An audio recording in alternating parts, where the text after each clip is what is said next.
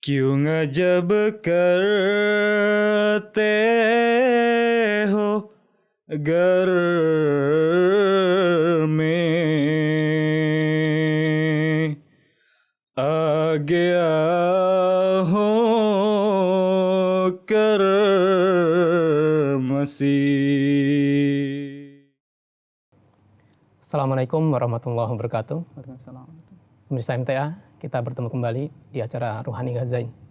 Di sini kita akan membicarakan secara ringkas mengenai karya-karya Hazrat Masih Maud alaihissalam. Saya Fadl Ahmad Nuruddin bersama rekan saya, Saudara Atul Ghalib Yudi Hadiana. Dalam kesempatan ini kita akan membicarakan mengenai buku Barahin Ahmadiyah. Sebelumnya kita sudah membicarakan secara ringkas mengenai apa itu Ruhani Ghazain. Nah, dalam kesempatan ini kita akan membicarakan mengenai Ruhani Ghazain jilid pertama, yang di dalamnya terdapat buku Barahin Ahmadiyah. Buku Barahin Ahmadiyah sendiri terdiri dari 5 jilid. Jilid pertama ditulis pada tahun 1880, jilid pertama dan kedua. Kemudian jilid ketiga ditulis pada tahun 1882.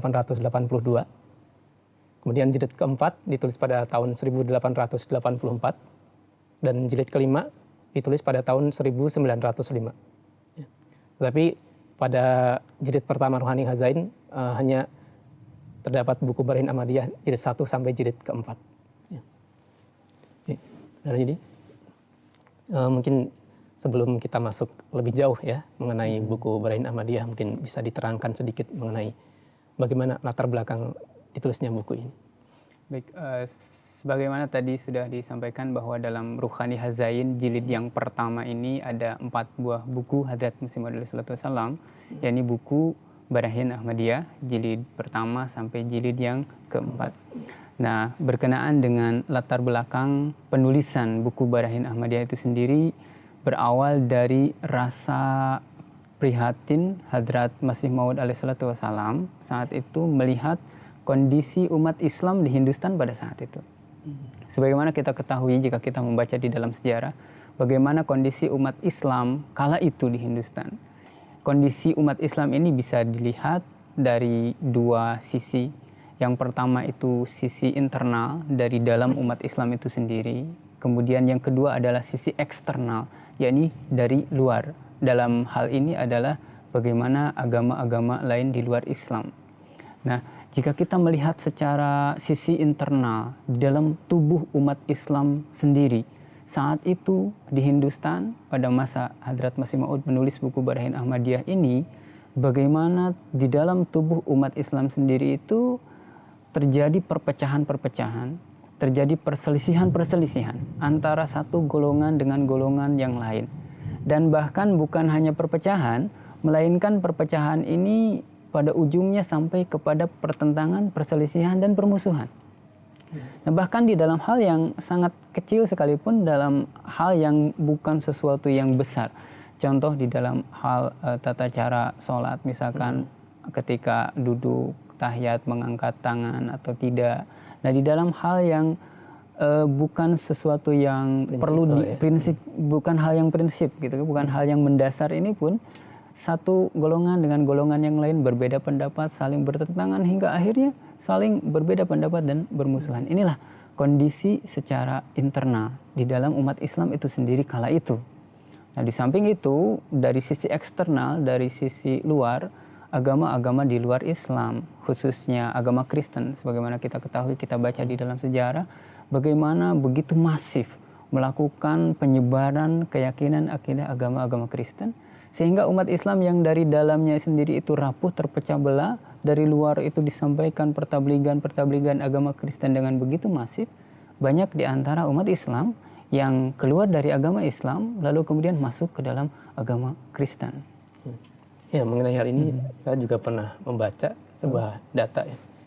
Menurut statistik penduduk India ketika itu, pada tahun 1851, jumlah umat Kristen di India itu ada 91.000 orang. 91.000 orang.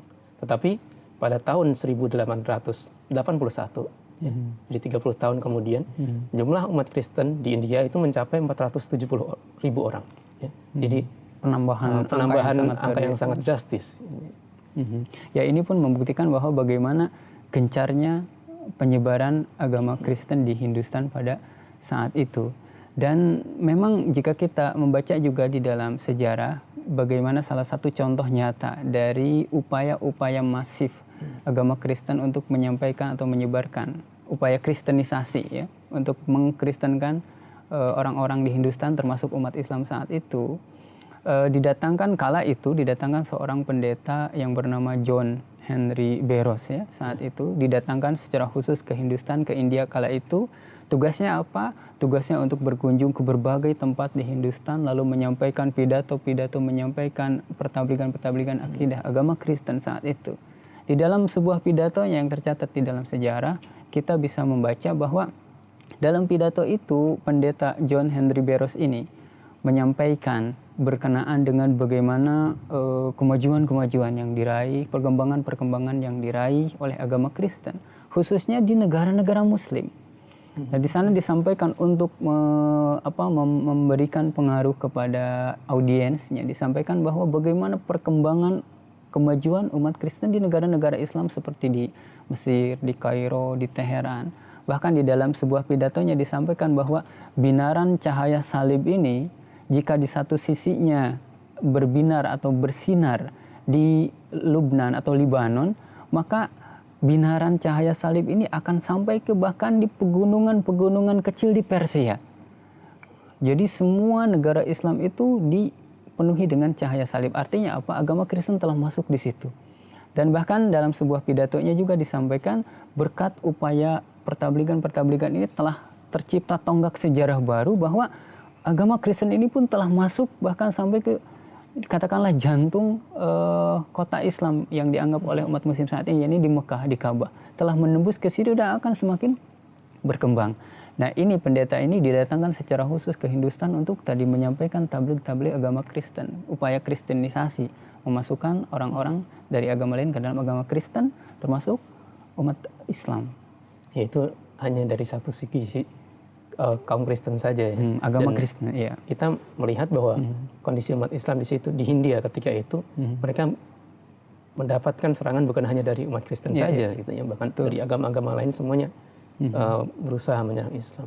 Dan salah satu yang paling menonjol selain Kristen adalah Brahma Samaj. Dan memang kalau secara sejarah antara kelompok Kristen dan kelompok Muslim ya dan Brahma Samaj di India itu terdapat pertentangan yang cukup keras ya, karena kita melihat itu kembali kepada sejarah kerajaan-kerajaan di India ketika itu yang terdiri antara kerajaan Islam dan kerajaan Hindu gitu, yang di antara mereka sering terjadi peperangan gitu, dan itu akibatnya sampai zaman Hazrat Masih Maud pun pertentangan antara Islam dan nuansanya itu agak keras gitu ya. Brahma Samaj itu mereka masih cukup keras pergesekannya gitu ya. Bahkan salah satu tokoh pemimpin Brahma Samaj ya, Raja Jai Singh menyampaikan dalam sebuah pidatonya bahwa pedang saya ini haus akan darah orang Muslim. Sebegitunya ya. Sebegitunya gitu ya. Bagaimana permusuhan mereka terhadap orang-orang Islam ya. Bahkan dia menyampaikan juga bahwa umat Islam ini mereka akan hanyut, akan tenggelam di dalam banjir darah. Gitu ya. Dan itu disampaikan oleh tokoh atau ya, oleh pemimpin Brahma Samaj. Artinya dia menjadi pedoman bagi kelompok Brahma Samaj ini. Gitu. Apapun yang dia sampaikan itu akan menjadi diikuti oleh umatnya mereka yang ada di bawahnya. Gitu. Itu satu ya, bagaimana kita melihat di situ. Kemudian salah satu tokoh lainnya juga Lala Dampatrai, kalau saya pernah baca. Dia menyampaikan juga bahwa di India tidak bisa ada raja lain kecuali raja Hindu. Gitu ya. Dan umat Islam ini mereka akan semuanya gitu ya. Akan hilang dan akan masuk ke dalam agama Hindu. Artinya terdapat keinginan yang kuat untuk menghindukan orang Islam yang ada di Hindustan pada saat itu. Dan ini mungkin yang melatar belakangi ya.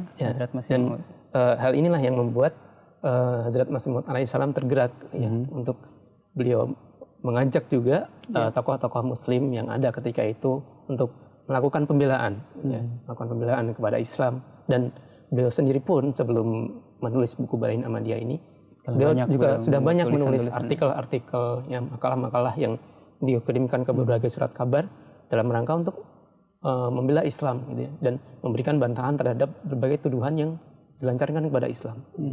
Tapi beliau melihat bahwa secara umum tokoh-tokoh Muslim yang ada di India ketika itu mereka cenderung tidak peduli, gitu ya, terhadap kondisi umat Islam ketika itu, sehingga akhirnya beliau tergerak untuk beliau harus menulis satu buku secara khusus untuk membela Islam, gitu ya, dan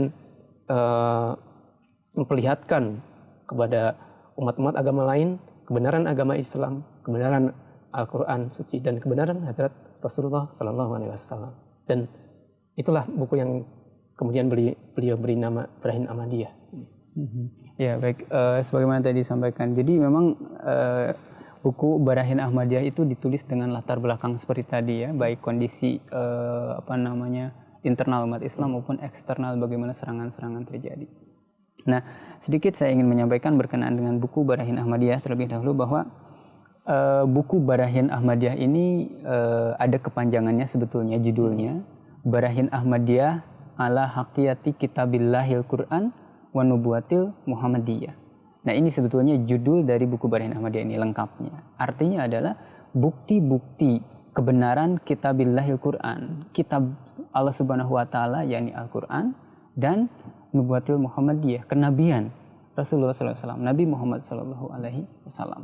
Jadi dari judul buku ini saja sudah kentara bagi kita semua, sudah bisa menebak apa sih yang ditulis oleh Hadrat Masih Maud di dalamnya, apa yang disampaikan, apa yang diungkapkan oleh beliau. Tiada lain tadi di sini beliau menuliskan kebenaran, bukti-bukti kebenaran Kitabillahil Quran, kitab Allah Subhanahu wa taala ini Al-Quran, dan bukti-bukti kebenaran kenabian Nabi Muhammad sallallahu alaihi wasallam. Nah, oleh karena itu di sini beliau di dalam salah satu tulisan beliau pun menyampaikan tujuan dari penulisan buku Barahin Ahmadiyah itu. Di sini saya ingin membacakan. Hadrat Masih Maud alaihissalatu wassalam, beliau menyampaikan bahwa buku ini ditulis supaya bukti-bukti kebenaran Islam dan bukti-bukti keunggulan Al-Quran Karim serta bukti-bukti kebenaran kenabian Rasulullah Sallallahu Alaihi Wasallam, sang khataman nabiyyin, yakni Rasul yang paling sempurna. Bukti-bukti itu dapat diketahui oleh orang-orang dengan sejelas-jelasnya. Nah, ini tujuan ditulisnya buku Barahin Ahmadiyah. Lalu beliau selanjutnya menulis, dan semua yang tidak beriman pada kitab suci dan nabi pilihan ini akan dibungkam dengan bukti-bukti akliyah yang sempurna. Nah, bukti-bukti yang akliyah bisa diterima secara akal, bukti-bukti yang logis. Di sini beliau menyajikan bukti-bukti dari kitab suci Al-Quran yang bisa diterima oleh akal manusia. Lalu beliau sampaikan, sedemikian rupa sehingga mereka tidak bisa lagi membuka mulut mereka. Nah, ini tujuan dari penulisan buku Barahin Ahmadiyah. Beliau mengemukakan bukti-bukti dari kitab suci Al-Quran yang bisa diterima oleh logika manusia, oleh logika kita semua, agar orang-orang yang berkeberatan, agar orang-orang yang tidak meyakini kebenaran Al-Quran, kebenaran Rasulullah SAW, itu bisa sampai kepada mereka secara jelas bukti-buktinya, dan dengan itu mereka tidak lagi dapat berbicara atau terbungkam. Ini tujuan ditulisnya buku Barahin Ahmadiyah berdasarkan sabda beliau sendiri. Mengenai buku beliau ini juga beliau menyampaikan bahwa mungkin ada orang yang akan bertanya-tanya, kenapa beliau harus menulis buku baru? Ya, bukankah di dalam umat Islam sendiri sudah banyak tokoh-tokoh Muslim, ya, ulama-ulama Muslim yang sudah menulis banyak buku, ya, untuk menjawab keberatan-keberatan dari berbagai agama. Ya. Mengenai pertanyaan ini beliau menyampaikan bahwa kebanyakan buku-buku yang ditulis di zaman dulu itu mereka ditulis, buku-buku itu ditulis untuk kelompok tertentu, firqah, ya, atau agama tertentu, gitu ya. Jadi tidak secara global, khusus, ya, tidak secara umum tertentu saja. Jadi, nah sedangkan buku beliau ini beliau itu ditulis untuk menunjukkan kebenaran Islam, ya, kebenaran Al-Quran, kebenaran Rasulullah SAW, kepada seluruh umat beragama di dunia. Bahkan kepada seluruh orang yang mereka tidak beragama. Gitu ya. Artinya tadi beliau di situ menuliskan tadi dalil-dalil secara logis gitu, bisa diterima oleh akal. Tidak hanya oleh orang yang beragama, bahkan orang yang tidak beragama sekalipun, jika mereka dia bisa betul-betul menerima itu. Bisa menerima dalil-dalil yang dijelaskan oleh Hadrat Masih Maud SAW. Dan mengenai buku-buku, kenapa perlunya beliau menulis buku baru, itu beliau juga menjelaskan lebih lanjut bahwa buku-buku dari agama lain gitu ya, karena mereka ditulis untuk satu kelompok tertentu, maka dalil-dalil yang disampaikan pun terbatas gitu ya. Jadi hanya bisa dipakai untuk kelompok itu saja. Nah, beliau memberikan contoh bahwa misalnya buku yang ditulis untuk membantah keberatan orang-orang Kristen gitu ya. Jadi dalil-dalil yang disampaikan pun condong ke sana gitu ya. Misalnya ketika seseorang menulis dan mengutip dalil dari Injil gitu ya untuk membantah keberatan orang Kristen, mereka akan menerima gitu ya. Orang Kristen akan menerima karena ya ini memang kitab yang mereka percayai. Ya. Injil adalah kitab yang mereka imani. Tapi ketika dalil ini disampaikan kepada orang di luar itu, misalnya kepada orang Hindu, orang Hindu tidak akan menerima itu gitu ya. Karena ini saya tidak percaya dengan Injil. Kenapa Anda sampaikan Injil kepada saya? Pasti akan seperti itu. Ya. Begitu juga sebaliknya. Ya. Orang Hindu pun, dalil orang Hindu ketika disampaikan kepada orang Kristen, mereka juga akan menjawab yang serupa. Gitu. Tetapi buku yang ditulis oleh Hadrat Masih Maud ini itu bisa diterima oleh semua orang. Secara logika. Ya, itu tadi sisi-sisi yang lain ya. Oleh karena itu mungkin kita sedikit bergeser nih pembicaraan kita ke buku Barahin Ahmadiyah itu sendiri. Tadi kita sudah bahas bahwa di dalam Ruhani Hazain jilid pertama ini ada 4 buku Hadrat Masih Maud yang sangat fenomenal, yakni Barahin Ahmadiyah jilid 1 sampai jilid keempat. Nah, sekarang kita coba masuk kepada jilid yang pertama ya, jilid yang pertama. Nah, di dalam buku Barahin Ahmadiyah jilid yang pertama ini, di sini ada satu hal yang sangat luar biasa, satu hal yang sangat juga menunjukkan betapa Hadrat Masih Maud alaihissalam memiliki gairat yang kuat untuk membuktikan kebenaran kitab Allah Subhanahu wa taala Al-Qur'an dan kebenaran agama Islam, kebenaran Rasulullah sallallahu alaihi wasallam. Jadi beliau di sini menyampaikan bahwa di dalam buku Barahin Ahmadiyah ini beliau akan menuliskan 300 dalil mengenai kebenaran tadi kitab Allah Subhanahu wa taala Al-Qur'an dan kebenaran Rasulullah sallallahu alaihi wasallam, kebenaran agama Islam. 300 dalil beliau ingin tulis di dalam buku Barahin Ahmadiyah ini.